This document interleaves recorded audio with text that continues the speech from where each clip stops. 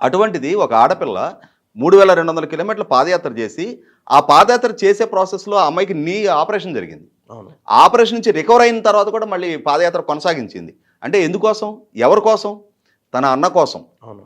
తన తండ్రి ఆబ్సెన్స్‌లో తన అన్నకి అండగా ఉండాల్సిన బాధ్యత తోడబుట్టిన చెల్లెలుగా నాది అని చెప్పని ఫీల్ అయ్యి, అవును. ఆ రోజు ఆ అమ్మాయి అండగా నిలబడింది. అవును. 2019 ఎన్నికల వరకు అదే అండదండలు అందియటం జరిగింది. అవును. మరి అధికారంలోకి వచ్చావు.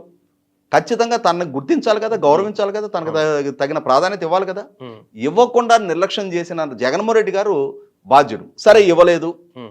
ఆమె తిప్పలాం పడతా ఉంది. తెలంగాణలో ఒక రాజకీయ పార్టీ పెట్టుకొని, మళ్ళీ ఇక్కడ ఇంకొక 3600 కిలోమీటర్లు మరొకసారి పాదయాత్ర చేయడం జరిగింది. నేను అనుకోవటం బహుశా భారతదేశ రాజకీయ చరిత్రలోనే 2 సార్లు అంతటి సుదీర్ఘ పాదయాత్ర చేసిన పురుషులు కూడా లేరు. అవును. రాహుల్ గాంధీ గారు చూసాం మనం. అవును. అంటే భారత్ జోడో యాత్రలో కన్యాకుమారి నుంచి కాశ్మీర్ దాకా పాదయాత్ర చేసి